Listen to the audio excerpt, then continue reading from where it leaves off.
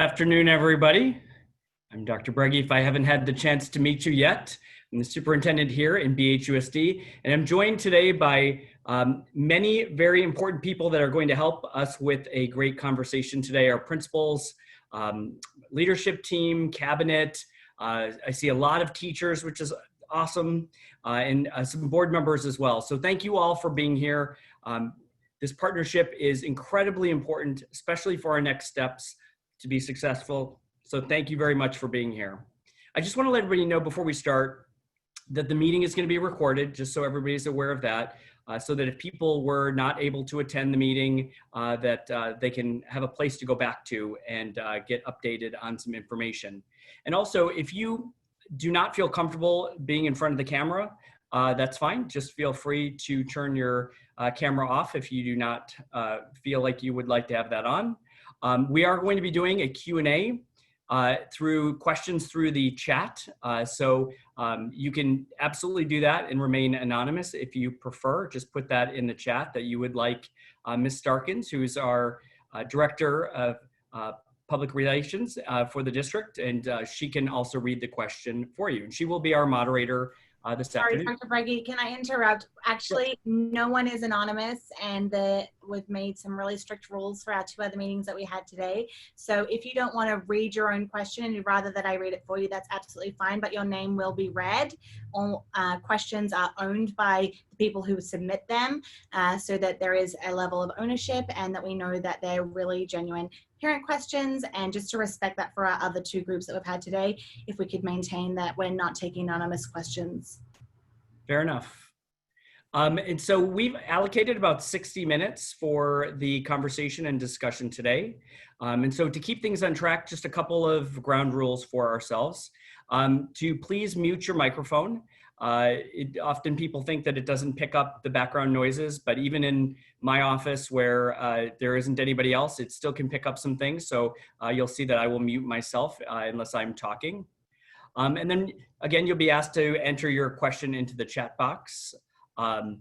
You will be called upon then to unmute yourself so that you can ask your question. And then there's several people in the room that will be directed to answer your question in the best way possible. And so we will do that through Ms. Starkins moderating, and we may just kind of tag team for providing the best answer that we can for your question. And please remember that this is geared towards high school. We've had a very long day, but very productive conversations, beginning with our middle school this morning, and then our elementary schools at about lunchtime, and now we're ending with our high school discussion. Please also, one thing that we found is with your questions if they're specific to your child, that may be best handled if that's sent directly to a staff member instead of a larger forum like this. And lastly, information's changing all the time. I'm in contact with the LA County Department of Public Health several times a day. And so the information that we do provide for you today will be the very latest that we know as it relates to our public health order. So I think we're ready to go. I think Mr. Mead, you have a couple of introductions you'd like to make? Yeah, absolutely. First of all, I want to thank everybody for being here. It has been a very fun, energetic day today. I think most staff members who were on campus today were putting in about 6-7 miles by noon, delivering books to our freshmen. I had to go, Kim. Yeah, it's been a fun day though. We got to talk to our incoming freshman parents, and I hope we have some of them in this room right now. I see that Mr. Ellis is here.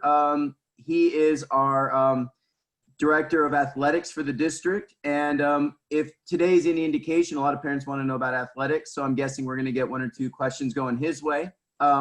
We also, as I mentioned earlier, we have Ms. Decatrell. She's our Assistant Principal of Instruction.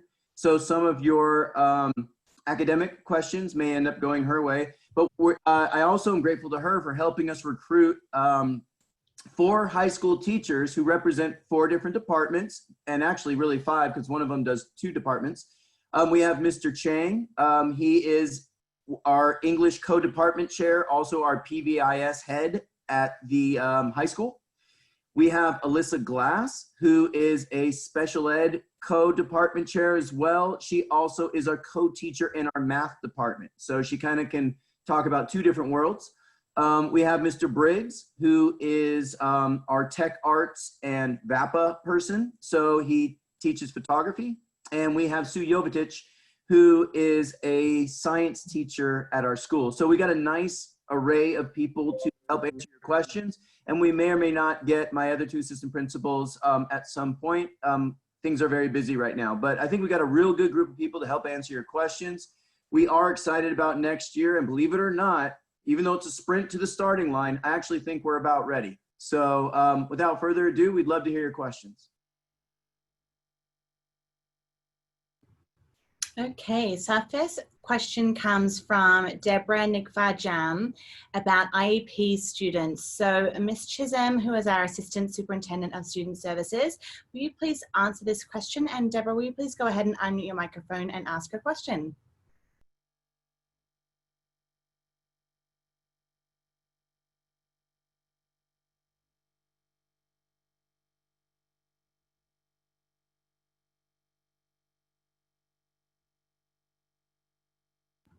Okay, Ms. Chisholm, did you want to just give a little brief overview of IEP students and how they're going to receive their services, please?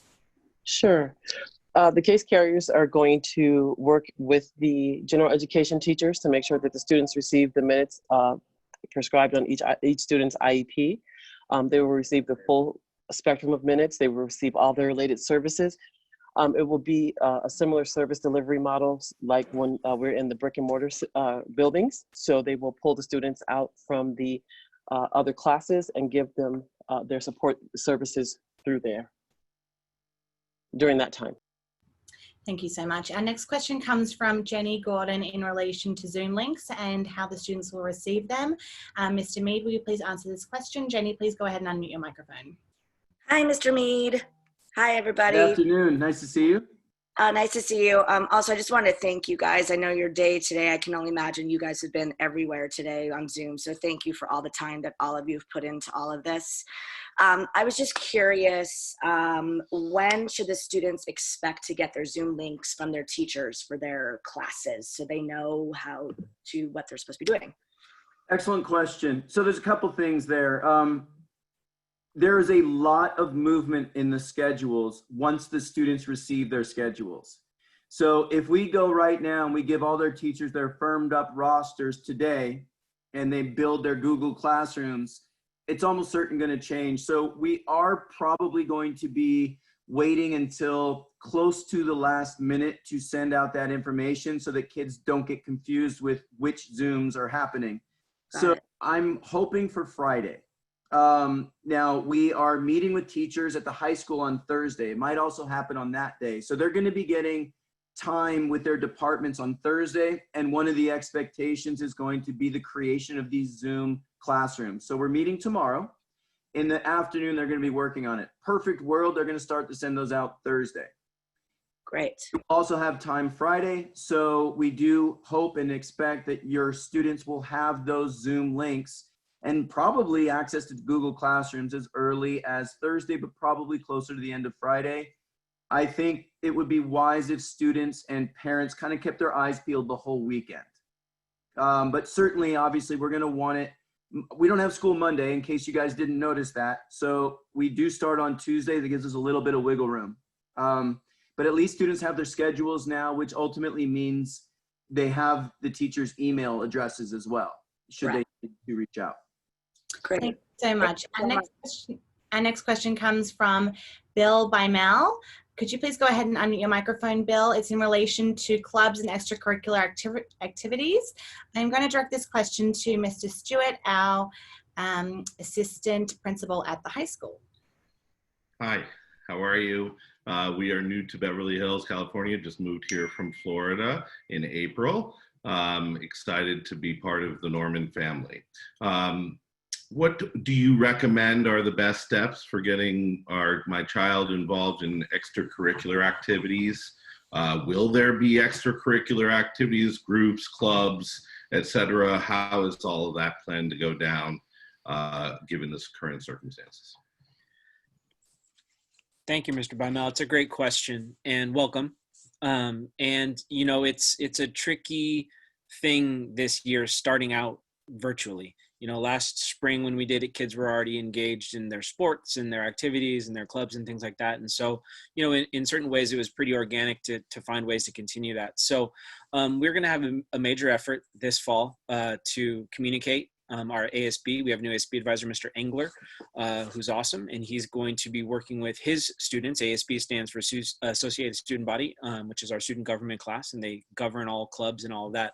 So we're going to have a club day off and running very soon, a virtual club day, where all of the different clubs will be able to, will be there, explain what their club is about, and students will be able to sort of virtually shuffle around and kind of get more information on those things. So we are going to also work with our staff on opening day to remind them and encourage them to continue to work with the clubs that they have been advising, even in this virtual capacity. So it is going to be a major push from our student government class, from ASB, from our Link crew over this next few weeks, this first month, to try to blast out tons of information to students on how to get involved even in these virtual times. In follow up to that, will we as parents be copied on these communications to the students regarding activities like that, or how much will we be in the loop on that? Yeah, it definitely, especially if we're sending Aries blasts, we'll send it to both the students and the parents for those types of events. Absolutely.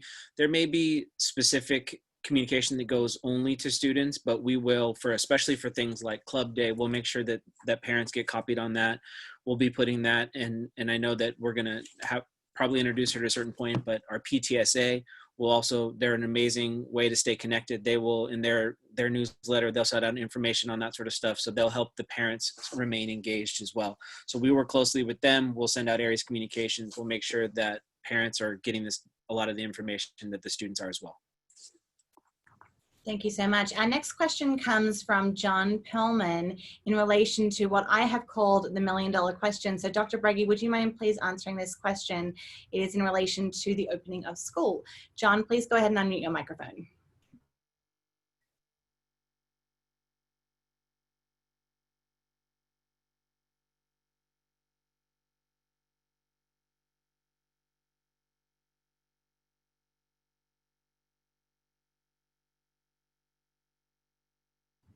John, I'm just going to ask your question for you. Please jump in and correct me if I've misrepresented it in any way. If LACO approves school opening this fall, how long a delay is anticipated before implementation if BHUSD decides to proceed with hybrid teaching? So, John, that is the $1 million question that we are looking into every single day. And the reason why it's so nebulous at this time is because we're not sure of what the final metrics are going to be. We know that we have to be off of the state monitoring list for 14 consecutive days.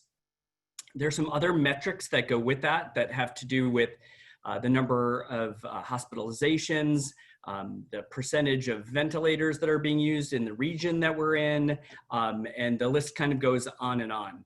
And I would say the most important variable here is from the public health order is the physical distancing piece, because currently it's at 6 feet. If that changes, if it changes to 3 feet, that changes the number of students that we could have back in a classroom at any given time. So we're really preparing for a number of scenarios. So the first kind of hurdle is going to be getting over and getting off of the list for 14 days. And I can tell you what's not going to happen, and that is, like on a Friday being off that list and then coming back on a Monday. That's going to be way too close for that to happen. But I can assure you that our goal, all of us, is we want to bring back kids as quickly as possible, but under the safest conditions possible as well. And I think that we're going to learn a lot during the next couple of weeks as that schools across the country are starting to go back in a hybrid model. I can assure you this, John, that we are, and everyone in the room, that we're ready. We've had some great community input from our think tanks. We have great recommendations about how to best incorporate a cohort environment coming back as far as safety for our staff and our students. So we're ready in that perspective with the PPE that's necessary, the signage that's necessary, the isolation rooms that are necessary. We're going to be ready, but it's going to be a determination from the public health order as far as when that's actually going to be, and will it be done in phases. And to make matters even a little bit more complicated, what they've just come out with now that we're actually reviewing is that youth sports are going to be allowed back onto our fields. And so we're looking at that right now. So if that goes well, we think that that's when we'll start to see this pattern develop where we're going to have more allowance to start bringing back programs and activities. In fact, I was talking to Jenny about that earlier. And of course, that's everybody's goal. But a lot of this is going to depend on when the public health order allows for that to happen and what that physical distancing is going to be. And so it could happen in, like I said, with the monitoring list, if we're off of it for 14 days, we could move relatively quickly if the health order specifically says what the physical distancing is going to be and then we can determine how many is going to be in each cohort. And so it'll be pretty quick. Once we know that information, we're going to be ready. We're not going to be sitting back saying we don't know what we're going to do next. We have it all lined up, and we are preparing for a return as safely and as quickly as possible. Thank you. This next question actually might also be best answered by you, Dr. Breggy, if you don't mind. It's from Scott Stone in relation to students studying together at someone's house. Mr. Stone, will you please go ahead and unmute your microphone and ask a question? Sure. Hi. Hi. Thanks for this. Yeah, I was just wondering, we have some students in our immediate sphere that have similar schedules, and we have an outdoor patio. I was wondering if it's possible for them to congregate before or after or during to take classes together. So that's such a great question. And this is what's frustrating about the public health order that I'll just tell you how frustrating this is. So we're starting to work with, and I'm having meetings with Mr. Ellis and sharing with our Board of Education about youth sports and what that's going to look like. But yet the public health order, the original that's still in play, we're still under the advisement and direction that we should not be mixing households together. And so this is what gets so frustrating from our perspective, because it's like, okay, you're starting to allow things to open, but yet there's still the guidance that they're preferring that you keep people within a household together. So I look at it this way. My view on this is that if taking all precautions that are necessary. And so, with masks, if people are outside, it's the social distancing piece. And to me, that's what I'm looking at because we're already starting to bring some groups back. So I'm sharing with you a little bit of my frustration because you've got all these people in the county level and the state level that are working together, but yet they don't read it like educators do. And so I'm seeing a little bit of some misalignment here. And so I look at it this way: if you have a situation where you can provide the safest environment, and especially outdoors, which is we have to utilize that area as much as we can, and there's masks and there's social distancing, I think that offsets a lot of concern that parents have with the social emotional part too, where students are not around their friends and other people. So I think there's a good mix there. And so to me, if those precautions are in place, I think that's a great thing. I'm seeing a lot of the opposite. I'm just going to throw in something since you asked the question. And it's the opposite of, like, I'm in my office right now and I'm watching groups of kids walk by, 6 and 7 kids, no mask, all over, just, being kids. And that's the kind of thing that's going to set us back. Just going to tell you, that's a frustrating thing, because I worry, when I watch the news at night and I'm watching the other schools go back across the country, and, we see what happened in Georgia.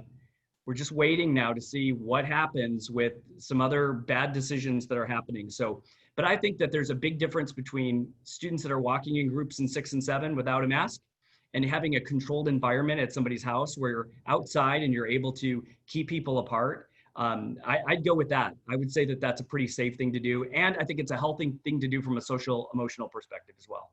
Great. Thank you very much. Our next question comes from S. Jansen. It's in relation to why some students have 7 classes and others 8. Mr. Mead, will you please answer this? S. Jansen, please go ahead and unmute your microphone. Yeah, I'd be glad to answer that. Mr. Mead, we might just wait for them to ask the question. 100%. Oh, Rebecca, can you hear me? Yes, we can hear you. Oh, perfect. You actually asked the question perfectly. My daughter's been comparing schedules with other students, and we're just wondering why some have 7 classes and some have 8, and wondering if that 8th class is a club? Not exactly. It's a great question. And I would like to start by saying that the prototypical schedule for freshmen, sophomores, and juniors is 6 classes, not 7, and definitely not 8. 8 is highly, highly unusual, and I'll explain how that happens in just a second. Our seniors do often only have to take 5, although they regularly take 6. So how does that happen? Take your kind of like honors freshman student. It is not unusual for a freshman honors student to take world history honors as a freshman. So they're taking 5 solid classes, meaning like foreign language, math, science, social studies, and history. There's your 5 right there. Then they also have to take PE, there's 6. So if you think of those kids, they have no elective at all. Most of them want an elective. So that's usually what happens there. They take their elective and now they're up to 7. And that's not unusual for several of our kids who are really into art or really into performing arts. I mean, we have some kids in performing arts who take dance, theater, and choir, if you can imagine. So, I mean, those are our triple threats. They're not super common, but many of them take 2. So a lot of it is dictated by the academics and the electives. Now, it's still unusual to have 8. 7 is not unusual. I would say probably a quarter to a third of our students take 7. The 8th class is very unusual, and that happens with, you asked about clubs, and they're kind of like clubs, but they're also CTE, career tech education classes. So our period 7 classes, which are, you know, a little bit different, are classes like our robotics team. So it's a project-based class. They do have competitions. They're very club-like, but they get credit. We also have period 7 classes, audio production. I think nearly every class we have 7th period, maybe all of our classes 7th period, are CTE related. So it's a very unique pathway. And a lot of these kids have very packed schedules in other places. But I would go so far as to say a very small fraction have 8 classes, a very decent fraction have 7. Does that answer your question? Thank you so much. Our next question comes from Perla Hartman, and it is in relation to students changing classes. Ms. Decatrell, would you please answer this question? And Perla, please go ahead and unmute your microphone. Okay, I'm going to ask this for her, but we were wondering if students needed to change their classes in the beginning, because I know you have, I think, 2 weeks or something to change classes. How would that work, and how would you get the information from the other classes? Yeah, who do you contact for that? So a lot of students are requesting to change their schedules. Maybe they've taken summer school and they don't need a class that's on their program anymore. Perhaps there are just many reasons that you might need to make a change, a level up, a level down. So within the first 2 weeks, you can change your electives, and we're really limiting it to changes that are within the same period so as not to disrupt the rest of your schedule and to disrupt the larger master schedule. You would want to contact your counselor is your first point of contact. That is the person who is most knowledgeable about your daily schedule, your 4-year plan, what's available, because at this point in the year, many of our classes are also full, and so we have to do a little bit of sort of wrangling to see where the best spot might be for you. It's a very individual conversation. So you want to talk to your counselor first. You do have until the 5 week to make any changes in a level. So if you want to go from honors to regular or regular to honors, if you had a recommendation, you would have until the 5-week to make that change. But after that, our programs are pretty solid. And I hope that answers your question. Thank you. Thank you so much. Our next question comes from Debbie Tryman, and they have asked that I ask the question. The question is going to be directed to Ms. Chisholm. It is in relation to IEP support. How will that be delivered? I know you touched on this earlier, but could you please elaborate? Sorry, couldn't unmute myself. So I would like to get a little bit more detail to understand what their question, what they're asking, because it sounds very similar to what I answered before. So can they give me a little bit more detail or clarify so that I can provide an answer?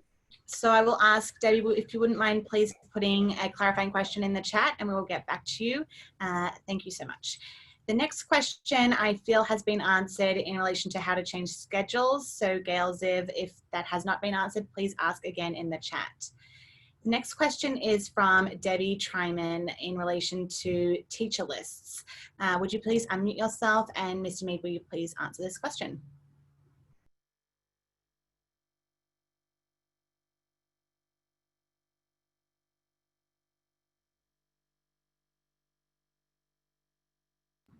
Debbie, are you with us?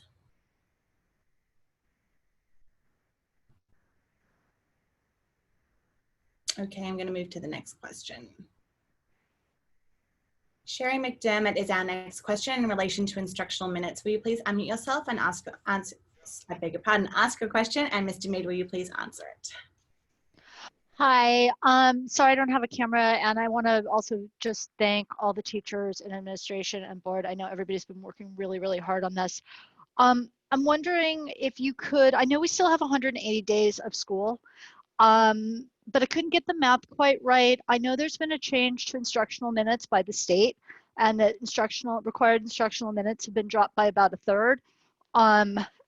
It appears that the current block schedule has more than the new minimum, but I'm not sure if we're actually getting how far off we are. So if you could maybe explain the change, and also what if we were to move back to the school site, will the number of instructional minutes change, and will the block schedule continue or change?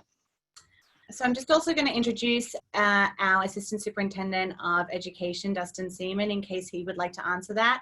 But Mr. Mead or Mr. Seaman, please go ahead. So yeah, the instructional minutes, I know that there is a lesser number of instructional minutes this year. We did not have any strong intention to try to dramatically reduce the instructional minutes this year. We did change to the block. The number of instructional minutes this year is very close to what we had last year. It is a little bit less. And I think to some degree that was with intention. One of the things we did with our schedule is tried to maximize instructional minutes, but also gain two really important things in our schedule. Number one, we're gonna have 2 90-minute late starts, if you've noticed that. So on Tuesdays and Fridays, kids are coming in at 9:30. So what does that mean? Well, it's twofold just for those late starts. Number one, it gives us more time to work with our staff. They need PD in this ever-changing, very different environment. They need to work together and collaborate. But it also gives us 2 90-minute blocks for advisory for kids. So we can bring kids in and have counselors connect with them. We can have activities with ASB. We can have maybe our counselors working with them. So it provides us with an opportunity to bring kids in and to train our staff. We also gained for our staff not one prep period per day on, which is what they've normally had, but they essentially now have 2. So teachers have more time to prep, to communicate with families without losing a large number of instructional minutes. So yes, our instructional minutes are more than the state minimum, but they are not a lot less than what we had last year. So we're pretty happy with the design. Dustin, you wanna chime in, or is that good? Yeah, so hi everyone. I'm Dustin Seaman. I'm the Assistant Superintendent for Education Services here in BHUSD. We did work with all the principals, assistant principals across the district to be able to design and create schedules in consultation with even our surrounding districts and some of our private schools to ensure that we were able to meet the needs, at least the minimal requirements, which the Senate Bill 98 says, which is 240 minutes per day. And we wanted to exceed that. We wanted to make sure that we obviously listened to what the California Department of Education had required of us, but we also knew that we needed to meet the needs of our students and ensure that we weren't creating any educational gap in their learning.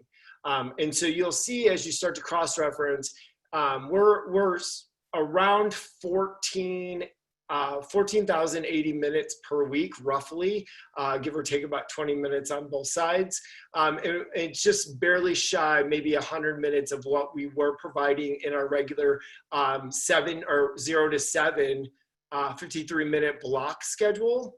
And again, going with what Mr. Mead had stated, is we really wanted to focus on student engagement, making sure that our students were able to have an opportunity to collaborate, which we found out through the home learning plan, they did not have that because they were getting the instruction and then logging off and going to the next class. We wanted them an opportunity to not only receive the instruction, be able to ask questions of their instructor, and then also be able to create project opportunities for students to collaborate within that class time. And that lent itself to the block schedule. And when we return back, as we start to transition back onto our physical campus, we'll maintain this schedule moving back into our brick and mortar. Thank you so much. Our next question comes from Jill Goldner. It's in relation to how virtual classes are being taught. Mr. Mead, maybe one of our teachers who have joined us could answer this question. I will defer to you to redirect the answer for that. But Jill, please go ahead and unmute your microphone and ask a question. Hello. I wanted to know how much time is actually going to be spent in each class with live teaching. So I'm going to kick it off, and then any of my teachers, I'd love to hear what you guys have to say. But what we have agreed upon, like really across the board, I think everybody's in agreement here, is that we want our virtual classes to closely, if not identically, it's not going to be identical, but like very, very closely mirror what would happen in a normal classroom. So it starts with seeing everybody's face and taking attendance and things like that. And then it moves into a whole assortment of methods of instruction. But I mean, in terms of like face-to-face, it's pretty much the whole time. You may want a little more detail on what that might look like. And I would love to hear what any of our teachers have to say about what a virtual classroom might look like in your room. Anybody want to jump in? Yeah, I can jump in. I actually met with my department a lot, so I'm getting a pretty good sense of a lot of teachers figuring out how to create kind of instruction where students either can engage with the teacher, but also like with each other. For example, what I'm doing in my class is there's going to be a lot of like discussion-based instruction where the students engage with each other. So we're going to meet as a class and have that window open, and then we're going to have all these like other groups, small groups, like pods basically, where I can like jump in and out of each group, and then we come back and like share what we learn. I intend to keep a lot of the projects that I do for my classes. So, and obviously we'll spend a lot of those block hours having kids work on the projects together. But, generally kids get to interact a lot, and hopefully we can have that same environment when we're doing it through the internet. I don't really see a big problem as far as that's concerned, moving that over. I'll jump in too, Mark. I'm from the science department. Science loves block schedule, obviously for the lab component. So it won't be anything really unusual for us. In fact, we're pretty excited about that. I can speak for myself and for others who have gone through the Learning 2.0, and we've taught summer school. We do like to use that time and make sure that that's our opportunity to be with the students and interacting and engaging with them. But there's so many different platforms that we've learned how to use that really we want to be consistent. We definitely will have an opportunity to dig a little bit deeper into the class discussion type ideas. Believe it or not, it does sometimes even seem a little bit more intimate in this virtual classroom, sometimes even in comparison to a real classroom. So there'll be all sorts of opportunities, but I think that time is going to be really coveted, especially, you know, we're going to see them every second day when we're in that block format. So it's a very unique environment, but it's, you know, we're going to get into very consistent routines, but it's, you know, it's going to be lots of opportunity for the students to lead activities. It's going to be a real team environment that we're really kind of looking to foster. So I know a lot of us are really excited about the block schedule, and we're really excited to, you know, have the students just have a completely different approach to the material and the content that we're going to learn together. And if I could just summarize something that, you know, because I think that was put really well. But it's sometimes it's difficult sometimes if you're not a teacher to understand, you know, what that looks like. So if you imagine kind of walking down a hallway, and I was a math teacher, you would walk by many classrooms and not see the teacher talking to you for the entire time. And it may be that after a lesson that I'm going to go meet with a group of 5 students that are accelerating. So we've differentiated our instruction. I've got some students over here that need some acceleration, or I may have some students over here that are struggling a little bit. And so if you walk by in the physical structure, you walk by my classroom, it's very possible that you're going to see that I'm with a few students while some other students over here are working. So teachers are live and available and they're there, but they may be working with a group of students. And so that's some of the technology that you were just hearing about in some of the small groups. And as Mr. Mead said in the beginning, the really just trying to mimic what's happening in a regular classroom is really what's key here. And so teachers will be in and out of meeting with small groups, and then sometimes it's going to be a large group, and it's going to be just a combination of those, that environment.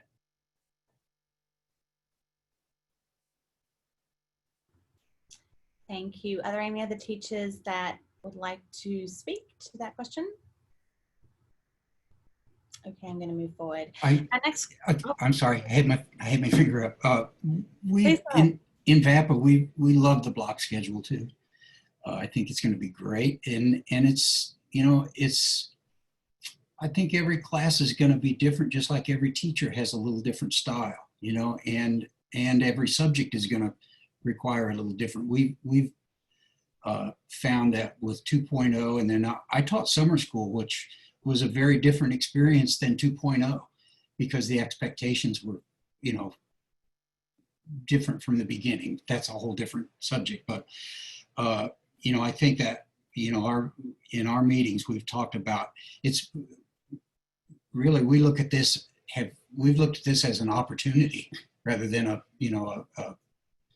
stumbling block. You know, it's given me personally time to, you know, explore a lot of things that I wouldn't have had time to do otherwise. And I think our classes will end up being a combination of some, what's really nice about this is we have a lot of demonstration and hands-on things going on in a VAPA class.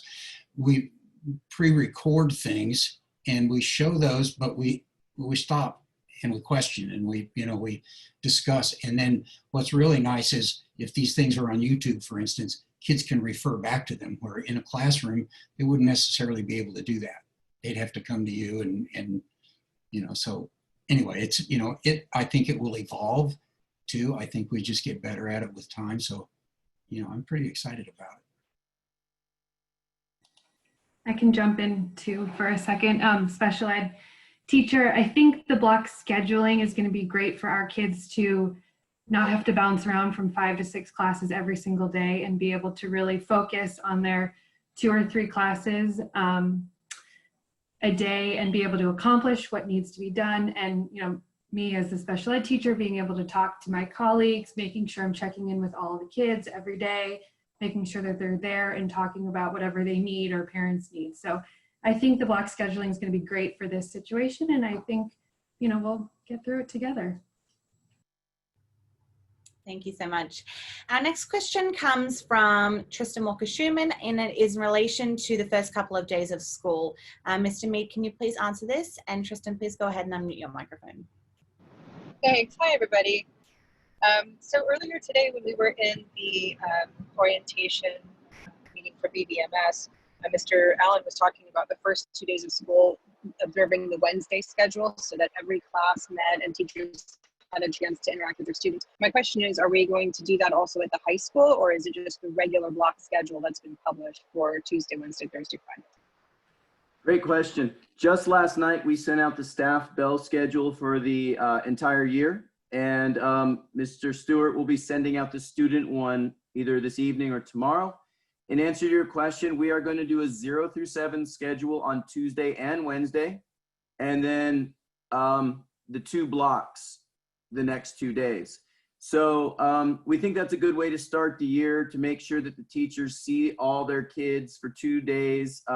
We are going to put a lot of emphasis on just kind of navigating the virtual classroom with the students, making sure they're familiarized with the technology, the syllabus, the expectations, and as many community building activities as we can do in those couple of days, get to know one another, that type of thing. So the first couple days, I don't expect to be heavily academically rigorous, but more like helping students ease into the protocols and get to know each other in their classes, and also get to know their teachers. So yes, the first 2 days will be 0 through 7 schedule, and parents, you can expect, and students can expect to get that calendar. It's done, so it's going to be sent out very, very soon. Tonight, tomorrow morning at the latest. Thank you very much. Our next question comes from Bahar Yektafar, and it is in relation to PBIS. I'm going to ask our PBIS expert, Angela Lawyer, who is with us, to please answer this question. Bahar, please go ahead and unmute your microphone. I was just interested to know how PBIS would be included in this school year, since the first semester is going to be online. Hi, Bahar. Good to see you again. The focus of PBIS this year is actually going to support our students and parents in a virtual environment, and that we're going to focus on trauma-informed strategies to support our students, cyberbullying, and of course, align our already established expected behaviors to align with our virtual environment. And so I'm working with the school principals, and we'll be working with the site coaches once everybody's back, to set up and have the continuum of conversation that we had last year to support that. In addition to that, we're going to be adding a facet of SEL to further support students and families. Thank you so much. Our next question comes from Jennifer DeClark. Would you please go ahead and unmute your microphone? It's in relation to sports. So I'm going to ask our District Director of Athletics, Tim Ellis, to please answer this question. Hi, how are you guys? I actually logged in another question after that, so I might just ask both at once, if that's okay. The first one was about sports, and once some sports, the non-contact ones like golf or tennis, are given the okay to resume, how do we go about enrolling our children?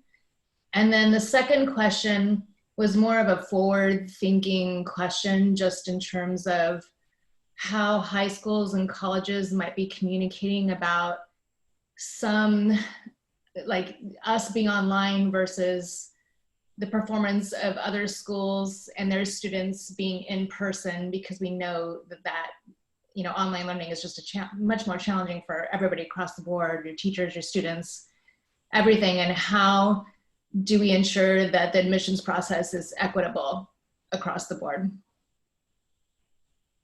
Okay. Hi, everybody. Thanks, Jennifer. Great question. I'll do the first part of that question. Okay. CIF came out on July 20th with a list of how they're going to participate their sports. There's a fall season, which starts in January, and then a spring season, which will start in the middle of March and run through the middle of June. So the sports, when we bring them back, we're going to bring them back in terms of those seasons. not necessarily a contact sport and a non-contact sport. I spent many hours yesterday with Dr. Brady, the board, the athletic directors, going over how the protocols by which we can bring our student athletes back into the fold.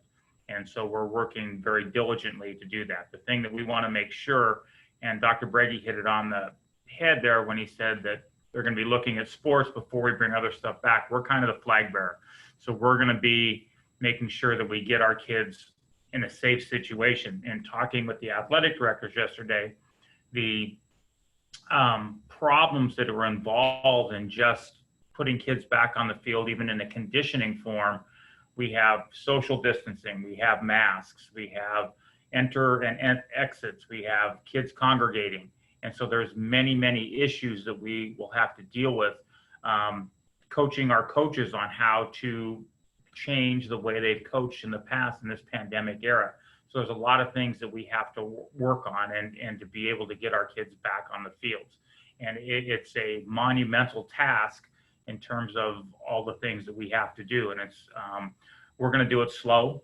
We're gonna do it right, just because I don't wanna make sure that all of a sudden 2 days in, I've got, you know, full 5-on-5 basketball going upstairs in the gym. Part of the problem that we're gonna run into is that a lot of clubs and other things are gearing back up and they're going to the parks and playing, and I'm getting questions, well, because those guys are doing it, we can't. As Dr. Brady said, we're going by the LA County Department of Health order, and we're using that as our guideline in terms of what you can do. And so that's how we're going to follow suit with what we are going to do in terms of putting our athletes back. The last thing we want to do is put them in a position where they're not safe and the coaches aren't trained properly. So I think that's probably $750,000 question opposed to Dr. Brady's $1 million question. But we're going to do it right, and we're going to do it safe so the kids are all properly distanced and protected. And the silver lining in all this is we don't start until competition until January is when we can actually start competition. Thank you so much. So we have both Mr. Seaman and Casey Rowley on the line, but Mr. Seaman, we want to go ahead and answer that question. I can hand it over to Ms. Rowley if she was just with us. Oh, and we've lost her. Go ahead, Mr. Seaman. Okay, so again, everyone, for the post-secondary question about the application process, what a lot of people don't know happens every year regardless of a pandemic or COVID-19 is we update and create a school profile which provides all post-secondary options when a student applies to any college or university. We send along with their transcript a school profile which indicates the total number of advanced placement courses we take, the different levels of club sports and activities that we offer. It's a really detailed report which gives the admissions team for that college or university a clear understanding of what the student had access to and what the student did not have access to. And you'll hear and read more and more through this past spring how more and more colleges are lending themselves to less focused on the actual number, meaning I always say the number represents ACT, SAT, PSAT scores to even the GPA, and lending itself more to the holistic review of what does the student have access to and what did the student take advantage of. So there will not be a side-by-side comparison. So if a student is attending a school, say in rural Wyoming, where they opened up physically at the start of the school year, to Beverly Hills, and not because of physical location, but because the school profile indicates the difference in which the student had access to. So there are some students, let's say in rural Wyoming, which will get into a higher caliber school than say maybe a Beverly Hills student that didn't take advantage of some of the things that we have offered to them because we have an abundance of resources versus they had very little resources in Wyoming. So it is a holistic review and it is based off the school profile, and our school profile will indicate that we as a school district closed our doors as of March 14th, meaning our physical location second semester of last year, and it'll reflect that we are continually closed until we reopen. So it will not set your student at a disadvantage whatsoever. Thank you very much. Our next question comes from Meredith Miller, and it's in relation to AP classes. Mr. Mead, can you please answer this question? Meredith, please go ahead and unmute your microphone. Hi. Yes. Forget it, I'll drop them. You're not. Yes, I wanted to ask a question about if your child is placed in an AP class and they weren't really supposed to be placed in an AP class. How can I move the student to a regular class if they're not being, there's no spots available for the students? Yeah, just so I clarify the question, this is put into an upper level class. There's a need to potentially drop that level to a more appropriate level, but you're worried that there are no spots in those classes? Is that correct?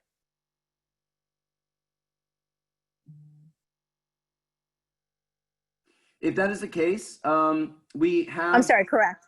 Yes, we have designed the master schedule specifically to be able to accommodate that. That was a major problem last year. We were very, very tight after kids dropped in those upper level classes. And I'm going to hand it to Ms. Decatrell about the exact process of leveling down, which is the more common than leveling up. But changing levels, there is a process. It's not going to do it. You're not choosing. You need two hands. They're too heavy. So the first step would be to contact the counselor and let them know what the concern is, why you need to move the class and change the level. One thing that I would articulate though is that counselors are not in a position to make changes to a student's program for the sake of a preferred teacher. So if it's, I like this teacher better than that teacher, so I want to change classes, that would not be allowed. But if there's another concern or an issue, then a student may level down within the first 5 weeks.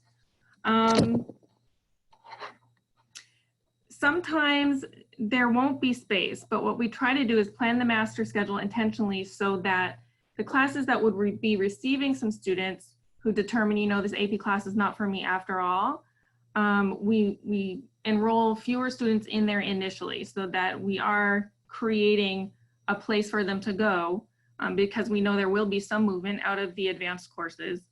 And so we just plan for that. Thank you so much. Our next question comes from Mercedes Oviedo. It is in relation to attendance. And so I am going to ask, I believe that Phil Wanker is on the call.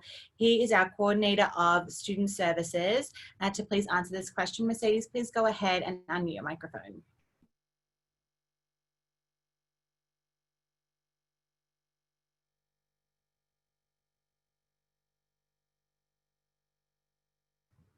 Okay, I'm going to go ahead and ask the question. Mercedes, please jump in if I've misrepresented it in any way.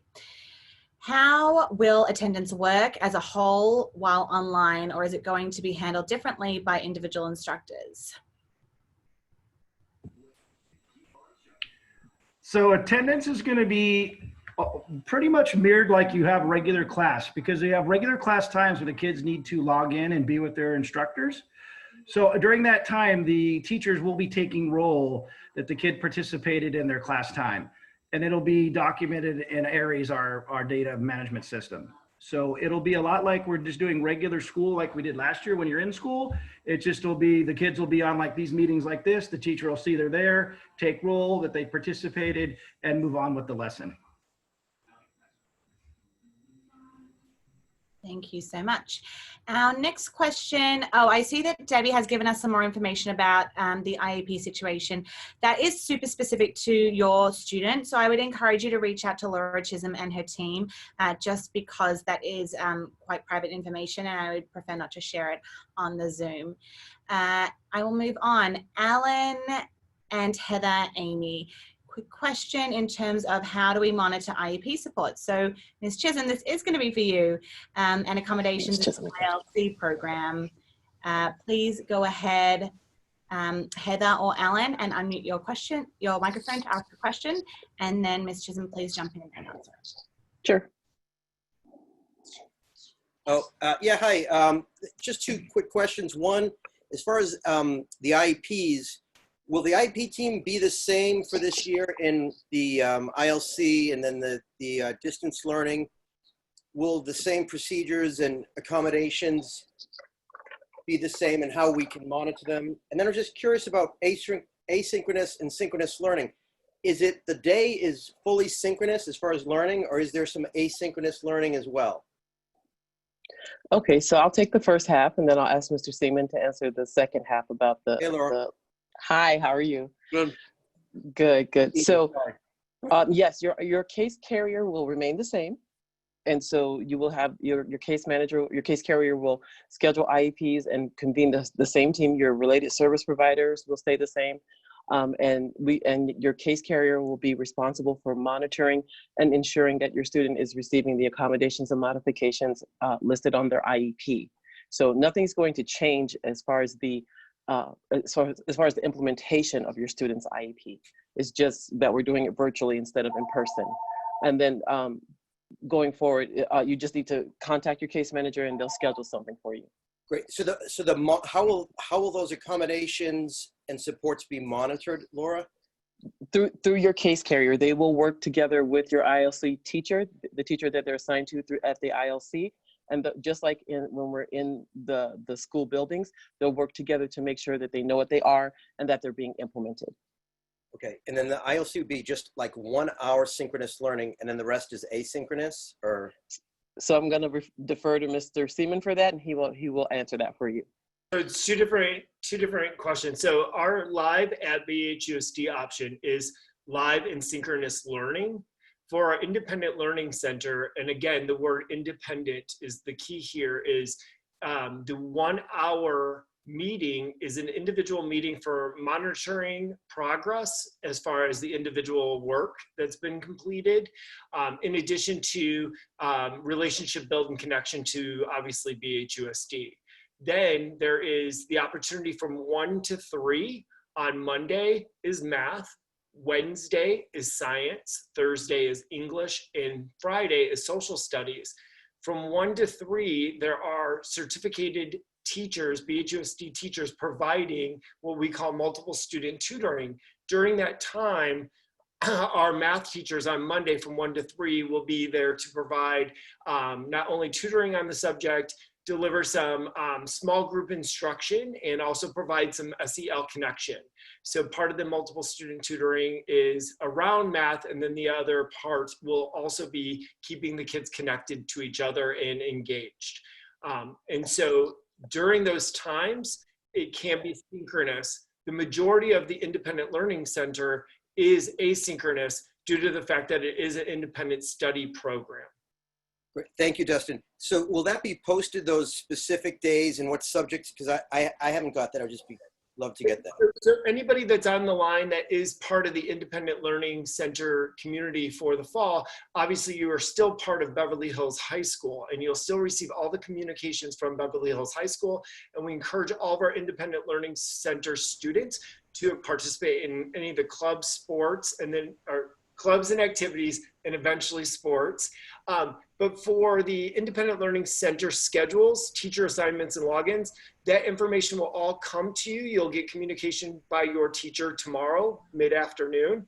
And then they will be setting up an additional individual meeting for you as parents and as students to understand the program, to walk you through the login system, and to set the individual schedule, and then provide those multiple student tutoring schedule for you as well, because each schedule is individualized.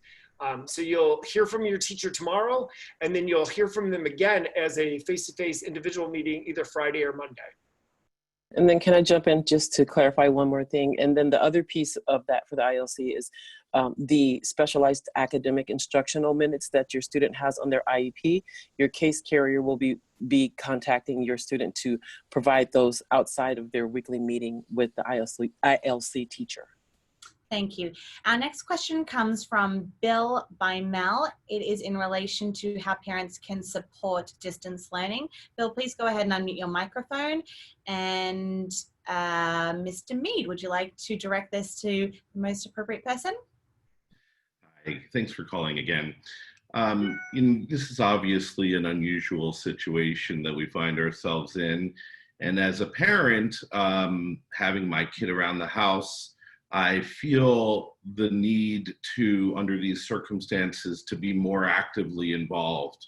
And you guys have had some experience with the spring semester. Maybe we can hear from a few teachers some hints as to how we can support you as teachers in terms of supporting our kids and their progress through the semester.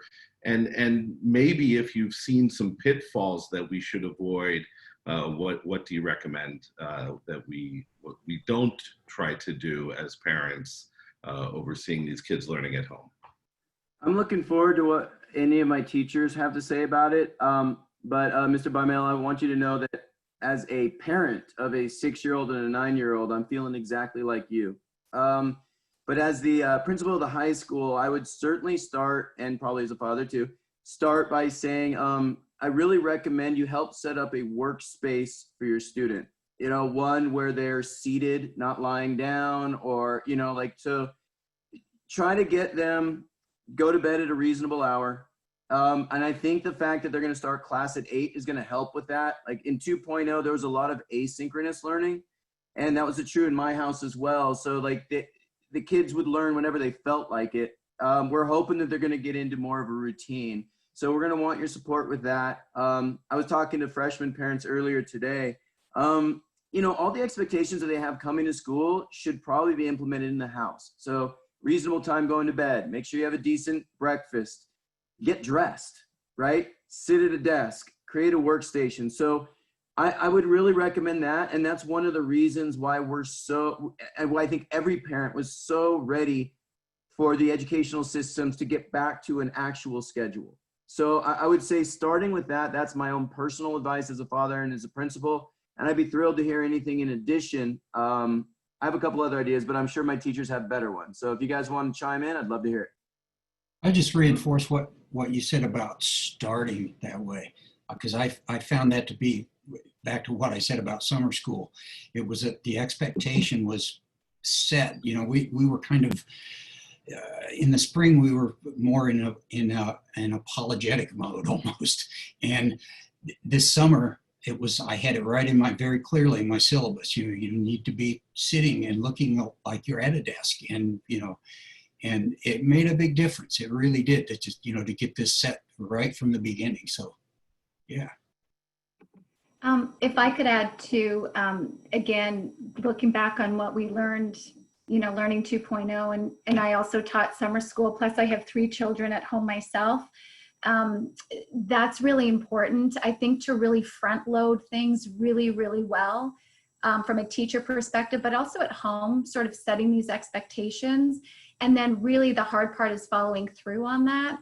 I can tell you with my classes, their very first assignment is they're going to create and set up a workstation where they only go there to do their schoolwork. So it's not in their bedroom.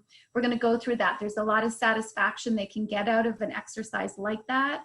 Their second assignment is going to be a weekly routine that's going to include social time, family time, exercise, and that's going to be followed up with me consistently. From a parent perspective, it's great to be involved and be supportive, but also this is a time for our students and our kids to kind of learn some of those skill sets that I noticed at home as a parent were really lacking. Some independence, some time management. And I know a lot of my fellow colleagues and myself, we've talked about that those skill sets are going to be really emphasized in this learning environment. And I think that's going to be great. I think we'll all be really happy about that. I know I saw on the schedule, Mr. Mead's already scheduled a back to school night. I'm going to do a back to school night on my own with my parents, with their student within the first week, because I think communication also can be really stressful and can be a really huge dissatisfier. And I think as much as we're all on the same page, I think that's really, really helpful and really kind of assisting in maintaining a really consistent daily and weekly routine. I think that's really important, at least Monday through Friday. There's so much great research and literature that supports getting up, getting dressed, all those little things that we do as adults. I think the kids will really benefit from that. And I know a lot of teachers are really pretty excited to focus on those things. And, you know, let us do some of the dirty work for you. Use us at the front line, because sometimes as parents, it doesn't matter what we say, it's coming from the wrong place. So utilize those teachers, because, you know, we want to play that role for you. And I think it's really an effective platform to do so. So communication is key, support, and just helping to maintain some consistency with routine would be my recommendation. Thank you. If I can jump in real quick, just from a PBIS angle, I know Angela was a part of this last year along with the BHHS team. We worked on not only teachers coming up with classroom matrices, but also like the home learning schedule. So Mr. Bimo, if you want to see, or any of you want to see examples of kind of like what other parents are doing at home with regard to kind of routines that they set up, it's on the PBIS website. But if you can't find that, you can always just email me at pchang, PCHANG @bhusd.org, and I'd be happy to direct you to there or talk to you, you know, one-on-one to kind of like work things out in that regard. That's great. Thank you. Sure. And, you know, one last thing that Sue Jovicic already talked about it a little bit, but I want to kind of emphasize it is, you know, a lot of our kids, especially at various ages and points in their lives, sometimes they don't want to go out of their extra way to like be social or to connect with the adults around them. I mean, we're going to really talk about this and like zone in on it with teachers. And I know that they're ready for it, that the human to human connection is going to be really, really important for this thing. Like part of that motivation to get up and get dressed is because they're going to look at these teachers. Imagine somebody could have this schedule right here of these teachers and say like, I don't want to disappoint that person, but it only happens if you have a connection. So, you know, starting off early, going a little bit extra to write that extra email to the teacher, or one last super simple thing. And this is an expectation anyway, but we expect all staff and students to show your face. Right? Like we want to see faces. That's vital. So that human to human connection, anything you can do to help encourage your child to take that extra step is going to be really key. So that part is also important.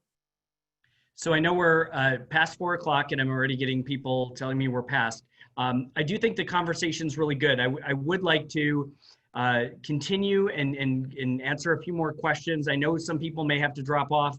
And I totally understand that, and thank you for hanging on. But I would like to continue a little bit longer if we could, Ms. Starkins, just a few more questions. Sure. So our next question is from John Pillman. Oh, it's asking for me to read it.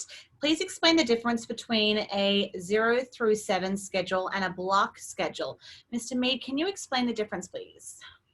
Yeah, for sure. And I'll make it quick as I can. Last year we had a 0 through 7. Every class is 53 minutes. It started at 7 and typically people ended around 2:50. And then if you had period 7, around 3:50. So 53 minutes, just bam, bam, bam. You see every single kid every single day.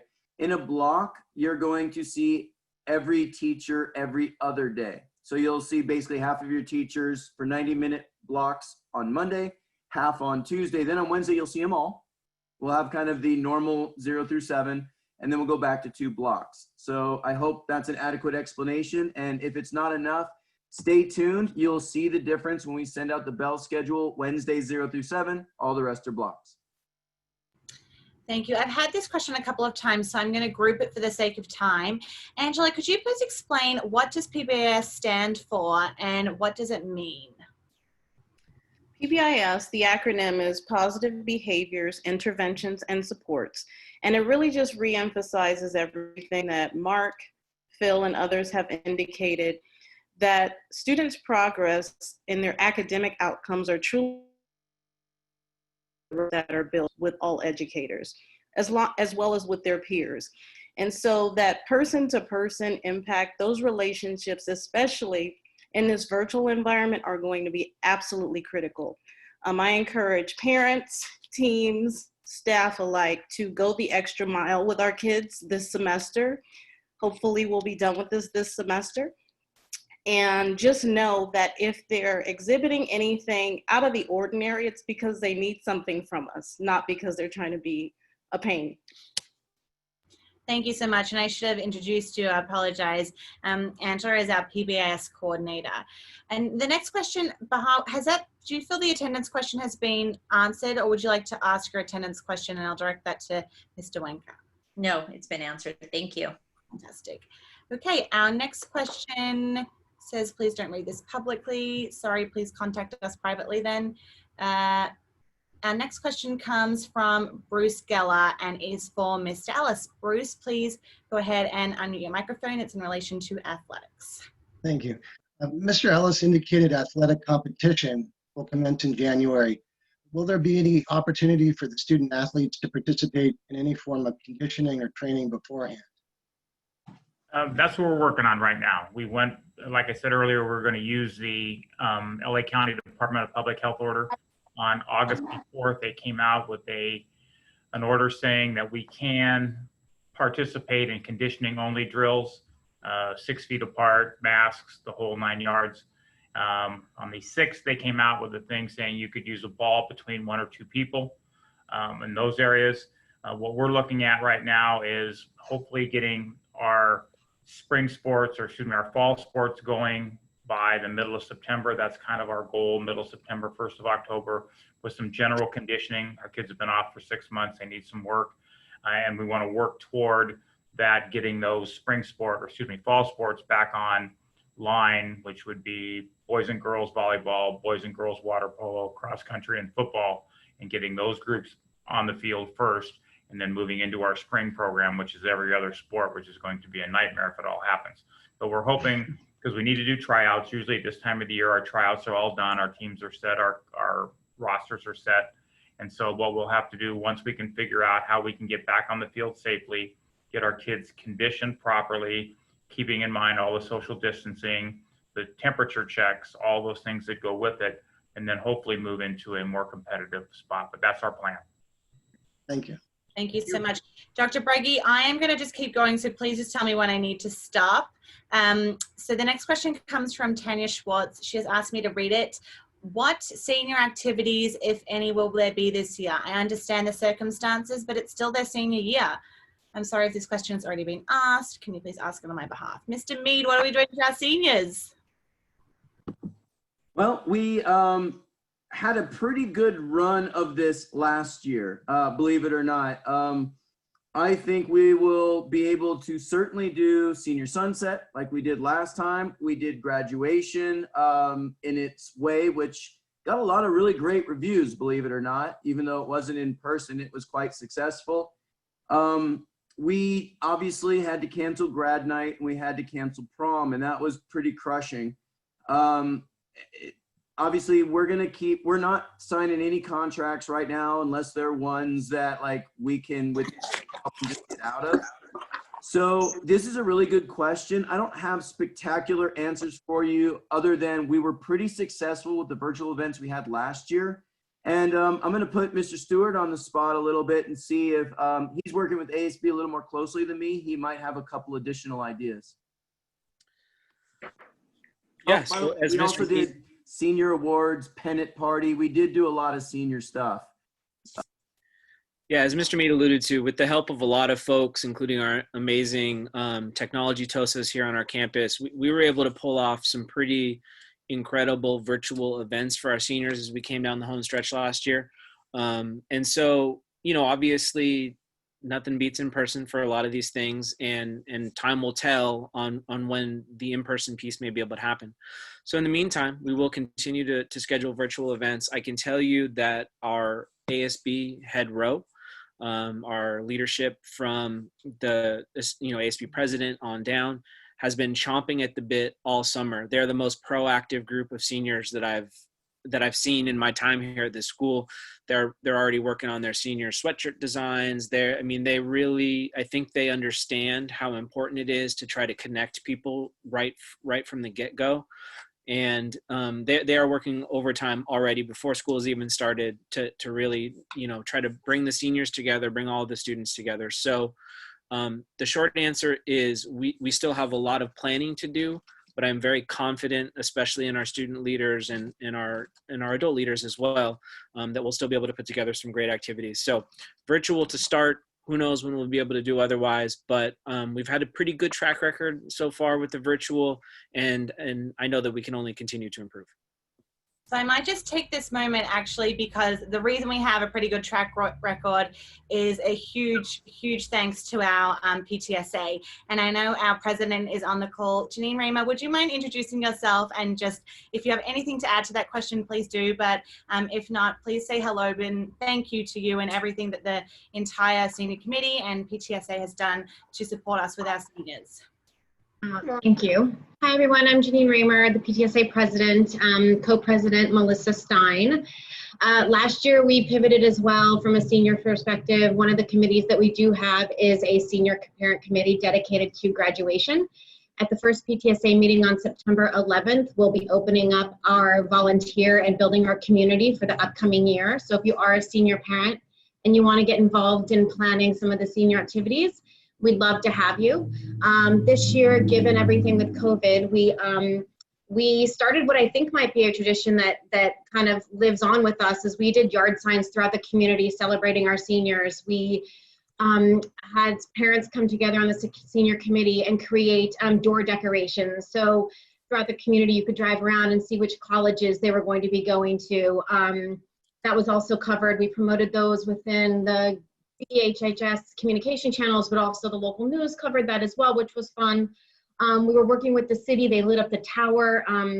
Rebecca and Christy and the senior committee were big with that. So if you saw the city tower, it was lit up with orange and black and the Norman logo to celebrate that. So we did a grad box to celebrate them, which is something that we normally don't do. But again, I think those are all things that because of this, we've added to only celebrate the seniors as we move on into what we don't know what, next year's going to look like. We will have a senior graduation fund, but again, as Mark alluded, we're not going to commit to anything right now, and we're not going to start that until January. So definitely come to the PTSA meeting on the 11th. Sign up for the newsletter if you have not already. BHHS PTSA at bhusd.org. All right, thanks. Thank you so much for that. Our next question comes from Tamara Heller, and it is for Mr. Seaman, please. It's in relation to BHUSD Live and whether they can take classes, those students in the ILC at the same time, I believe. But please, Tamara, go ahead and unmute your microphone and ask a question. I'm trying to figure this out. Yeah, so that's the question. Just if students are participating in BHUSD Live, are they also able to, just because of conflicting schedules or whatever, take a couple classes via ILC? At this time, no. The answer is no to that. We are not allowing students to live in both arenas or being concurrently enrolled in both programs. So in the future, that might be an option. If there is a conflicting schedule or an issue with the student schedule, we might leverage something like an independent study opportunity to be able to provide for that conflict. But at this time, we are separating the programs completely. Thank you. So our next question comes from Mandy Diner to confirm about sport conditioning. So I'm going to ask Mr. Ellis if you will please answer this, and Mandy, please go ahead and unmute your microphone.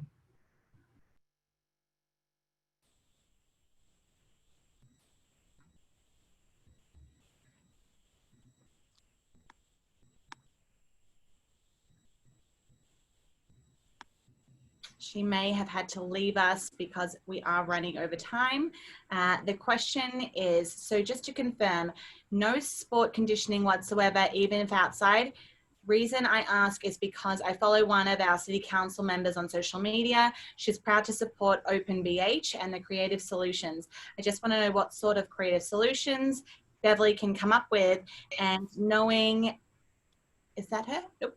And knowing our year-round temperatures can make for a lot of outdoor socially distanced activities. What we're hoping to do as we start off with these 6-period conditioning classes, those are all going to be remote. And the coaches that are assigned, our guidance department has done a wonderful job this year of putting sport-specific kids in specific classes, so we can be able to move them off into a Zoom situation where they can work with their individual coach. So if it's the basketball kids, they can go off and they can work virtually with the basketball coach in terms of getting drills, getting conditioning things that they can do on their own as apart from doing something live. And so that's what we're doing with our coaches and working with those coaches and making sure they get with their kids and give them the things that they need. Thank you so much. Our next question comes from Leanne Mark about classes being recorded. Mr. Mead, will you please answer this question? Yeah, that's an easy one. If you guys haven't already seen it, every parent. Sorry, Mr. Mead, she didn't ask the question, so we might just wait for her to unmute herself, and she had a full question. So sorry. Hi, everybody. It's good to see you. Those of you I haven't seen in real life in so long. So my question is actually with no recording happening, if a child is actually sick or say working and filming on a set, so not able to actually be attending online live, how is that going to be handled? How are they going to get the information? Okay, got it. Well, I'm going to do my plug anyway for the consent form. Please make sure everybody here, you do your consent form, that you read it, which says we can't record. But that's a good question. I mean, I would have to say it's the equivalent of when a student misses normal class. There's a couple strategies that kids use. Sometimes they still tell a student in the class in advance, hey, I'm not going to be there. Can you share your notes with me? Tell me what happened.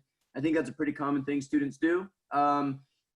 Best thing to do is to email the teacher in advance. Obviously, let the teacher know that the student will be missing. Then the teacher can maybe send the notes, him or herself.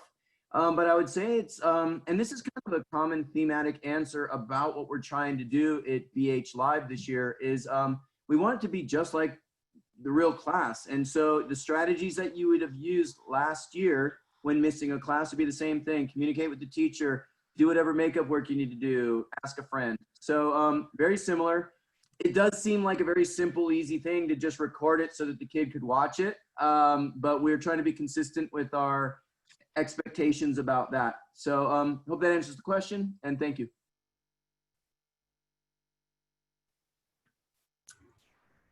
So I'm just gonna go ahead and jump in because I know some people are ready to jump off. We're losing some people. So I just want to say that the most important thing that you've heard today is the fact that we're trying to keep this as close as possible to what is happening in the classroom. And so I know there's a lot of information coming and it's being thrown your way, but if we can all stick to that, and I think that even just from the teacher's perspective, about creating work environments and trying to keep schedules.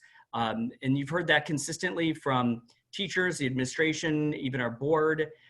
We know that that's the best course for success moving forward, because what we're doing now after we get off to a successful start is that, you know, we're really starting to look at that transition and starting to look at what this is going to look like when we're able to bring students back. So that's the direction that we're moving. I think that, and Janine Raymer said this is just earlier about just with everything that's happening, like with last year. And I kind of think we were in triage mode a little bit with planning and trying to come up with the best thing that we could. And I think it's in the planning. And I think we stepped on each other's toes sometimes because we all wanted what's best for students. But I think that, you know, teachers would agree with that as far as what the spring looked like. This is a great reset for us. And I think that this is an opportunity for us to start planning together and having a set schedule like this, knowing that we've got to plan for multiple options, you know, whether we're going to be in a cohort model in a month, or whether we're in the same model that we're in now, or that we're all back. We're going to have to be ready. So we're planning for all of those things. So instead of last spring, where we were, you know, making decisions and then acting, we're really being thoughtful and intentional about moving forward. And that's why conversations like this are just so purposeful and really productive. And so I want to thank everybody for all of the information today. We're going to continue this. I want you to know we're excited and we're ready. We're ready to kick this off. We're ready to be successful, and we're ready to move forward and then start to think about life coming back to normal, transitioning back in a safe and productive manner. So I want to thank everybody very much for your questions, and we hope to do this again very soon. As I mentioned, we did this at the elementary level, middle school level, and the high school level, and all of them have been very productive and respectful. And I feel like a lot of really good information has been shared. And that's really going to be the positive way moving forward, is sharing this information together. So thank you everybody very much for being part of today's session, and we look forward to seeing you soon. Thanks everybody.